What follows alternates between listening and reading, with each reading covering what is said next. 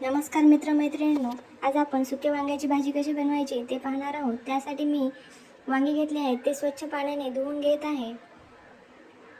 आणि आता काय करायचे, हे सर्व वांगे धुतल्यानंतर आपण एक एक करून व्हिडिओत दाखवल्याप्रमाणे छान असे चिरून घ्यायचे आहेत.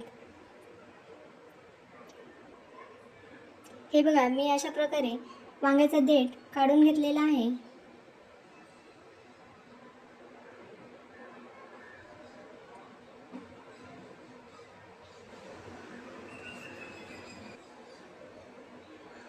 हे पहा, सर्व वांगी चिरून घेत आहे.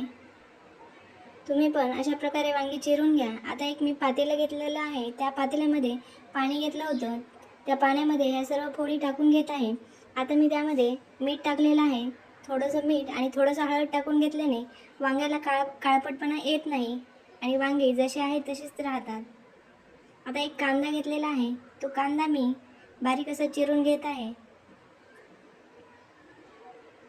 आता आपला कांदा चिरून झालेला आहे.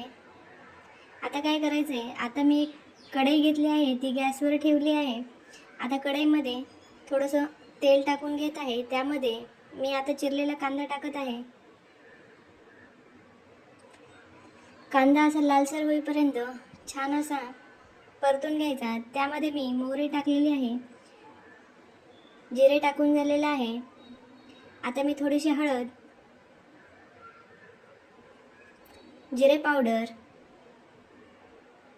काश्मीरी लाल तिखट आणि घरगुती काळा मसाला हे तुम्ही तुमच्या आवडीप्रमाणे टाकू शकता.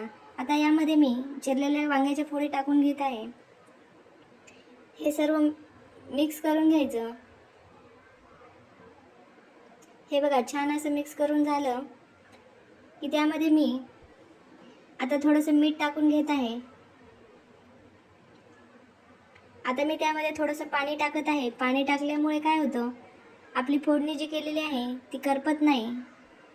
आता यावरती मी 2 मिनिटांसाठी झाकण ठेवून घेत आहे. हे बघा, झाकण ठेवून एक वाफ काढलेली आहे आणि आता आपली वांगी हळूहळू शिजायला लागलेली आहेत. आता मी काय करते, यामध्ये भाजलेल्या शेंगादाण्याचा कूट टाकून घेत आहे. शेंगादाण्याचा कूट थोडासा जाडसर ठेवायचा, सुक्या भाजीसाठी छान लागतो.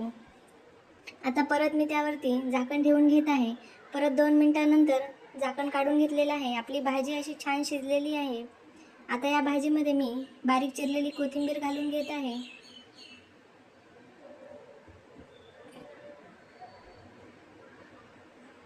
हे पहा, आपली भाजी मस्तपैकी रेडी झालेली आहे. तुम्ही ही भाजी चपाती, ज्वारीची भाकरी, बाजरीची भाकरी यासोबत खाऊ शकता.